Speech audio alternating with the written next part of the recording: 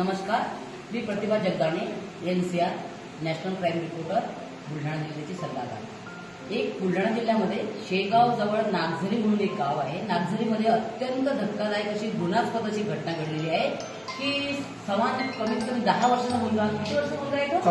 14 वर्षाचा मुलगा घरून बेपत्ता होऊन शाळेला गेला आणि शाळेत गेल्यानंतर शाळेतून तो मुलगा तिथून त्यांनी जे कोणी गुन्हा कृत्य करणारे लोक होते त्यांनी उचलून त्या मुलाला निर्मूल हत्या केली आणि पोलीस प्रशासन याच्याकडे दुर्लक्ष करत आहे। फक्त त्या मुलाला अंदर केलेला आहे, पण ज्यांनी ते पुरावे नष्ट केले आहेत त्यांचे आई वडील हे पण गुन्हेगार आहेत, तर त्यांना त्या पोलिसांनी काहीही केलं नाही। म्हणजे किती गुणास्पद आहे। तुम्ही त्या लोकांचे मनोगत पहा, मी तुम्हाला तुमच्यासमोर NCR मार्फत सादर करत आहे। हो, तुमचं नाव काय? मी अनिल साहेब राठोड। आणि पूर्ण सविस्तर माहिती सांगा, काय काय घडलं इथे सगळं सांगा। तर ज्या दिवशी हा मुलगा शाळेत गेला त्या दिवशी ट्युशन करत होता आणि ट्युशन करून शाळेत जाणार होता। तर ट्युशन क्लासला जातानाच हा प्रकार घडला। सकाळी 7:50 हा प्रकार आहे। हा सर्व CCTVच्या माध्यमातून आमच्या निदर्शनास आला। त्यावेळेस CCTV ज्यावेळेस बाहेर आला त्यावेळेसच जवळपास गावातल्या सर्वच लोकांनी हा गावातलाच व्यक्ती आहे म्हणून ओळखला आणि गावातल्याच व्यक्तीनं पोलीस स्टेशनला त्याची खबर दिली की हाच मुलगा आहे म्हणून। तर ज्यावेळेस CCTVवर पोलीस लोकांनी त्या गोष्टीचा हे केला, म्हणजे त्याचा एक फुटेजचं शोध तर त्यावेळेस त्यांच्या निदर्शनात आल्यावर त्यांनी त्या मुलाला जळगावमधून पकडून आणलं। पकडून आणल्यावर त्याच रात्री त्याची त्या मुलाला घेऊन याचा शोध घेतला की त्याने सांगितलं की बाबा हा मुलगा मी या ठिकाणी ठेवलेला आहे म्हणून। तर त्या ठिकाणी शोध घेत असताना रात्रभर त्यानं उडवाउडीचे उत्तर देऊन असं पोलीस लोकांच्या सांगण्याप्रमाणे की बाबा त्यांनी रात्रभर शोध घेतला पण मुलगा सापडला नाही। सकाळी मग आम्ही सर्व लोक गावकरी कमीत कमी 500 लोक आम्ही पोलीस स्टेशनला गेलो। तर या माध्यमातूनच गेलो की बाबा जंगल आहे, मोठं जंगल आहे। तर आरोपीचं नाव काय? आरोपीचं रुपेश वारोकार म्हणून, रुपेश महादेव वारोकार। आणि तुमची ओळख आहे त्यांची पहिले? बिलकुल, गावातच असल्याच्यानं आम्ही पूर्ण ओळखतो त्यांना, पण त्याचा हा व्यवसाय या माध्यमातून आम्हाला गावकऱ्यांनी त्यांनी कधीच कळू दिलं नाही आहे। म्हणजे चुपे रुस्तम तर त्यांना ह्या गोष्टी कधी कोणाच्या लक्षात बी येऊ दिला नाही, कारण की त्याला वरतीचा शौक आहे।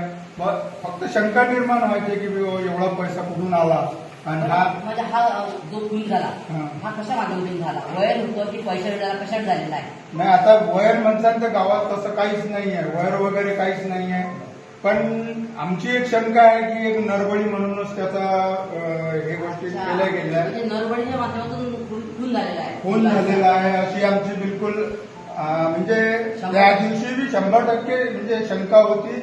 आणि त्यानंतर दुसऱ्या दिवशी ज्यावेळेस प्रेतचं दहन केलं गेलं त्याच्या दुसऱ्या दिवशी त्या ठिकाणी म्हणजे त्या प्रकारचा त्या ठिकाणी त्या प्रेतजवळ पूजा पण केल्या गेली आणि तिथं त्या पद्धतीचं साहित्य पण सापडलं। एक बाहुलं सापडलं आणि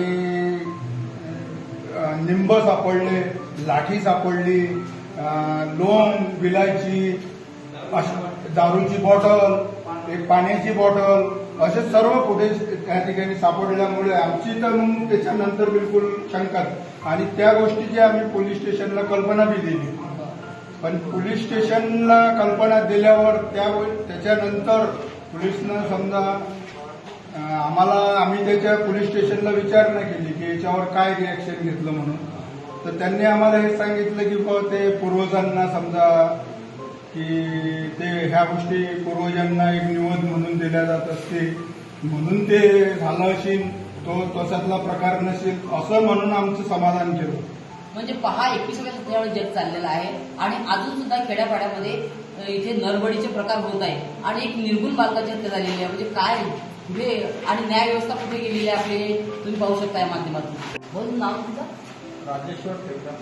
आणि तुम्हाला मुलं किती आहे? एक मुलगा, एक मुलगी। सांगा तुम्ही तुमच्या म्हणणं काय आहे, पोलीस स्टेशनला काय केलं, कोण मदत कशी पाहिजे, काय पाहिजे, मला सविस्तर सांगा। मला न्याय पाहिजे त्यासाठी तुमच्या योग्य दिशेनं तपास व्हायला पाहिजे. आमचं समाधान होईल.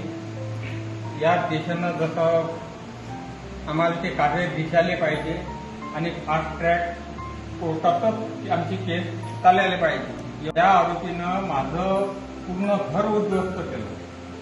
त्याला मरेपर्यंत फाशीची शिक्षा व्हायला पाहिजे. आणखीन त्याचे कुटुंबीही गावात यायला नाही पाहिजे. त्यांच्याकडून धोका आहे, त्याच्यापासून 100% धोका आहे. कारण जादू करण्याचा प्रकार त्यांच्याकडे बिलकुल आहे. बिलकुल बिलकुल त्याला खतपाणी हे त्याच्या घरातूनच भेटलं. पुन्हा एकदा विचारमधून प्रतिभा, त्यांच्या गावकऱ्यातले जे गावकरी आहेत, त्यांचे जे कार्यकर्ते आहेत, गावातले चांगल्या दर्जाचे कार्यकर्ते आहेत, त्यांचं आपण मनोगत आहे काय आहे तर. नमस्कार, तुमचं नाव काय? माझं नाव अनिल ज्ञानदेव सावंत. मी या गावचाच रहिवासी आहे आणि तो मुलगा नेहमी माझ्या घराजवळच राहायचा. माझ्या घराजवळ त्याची गाडी यायची आणि तिथं बसूनच तो तिथून रोज शाळेमध्ये अपडाऊन करायचा. आणि ज्या दिवशी तो मुलगा गेला त्या दिवशी म्हणजे त्या मुलगा इतका खुश होता, इतका आनंदात होता की त्या मुलाला ते हास्य पाहिलेला होता. एकदम प्रेमळ स्वभावाचा मुलगा होता. एकदम बोलून चालवून सगळं गाव सांभाळणारा मुलगा होता. या 14 वर्षात त्याचे इतके गुण होते की तो मला स्वतः म्हणायचा, काय सावळगाव तुम्ही राजकारण करता, आपल्या गावात अजून बस नाही.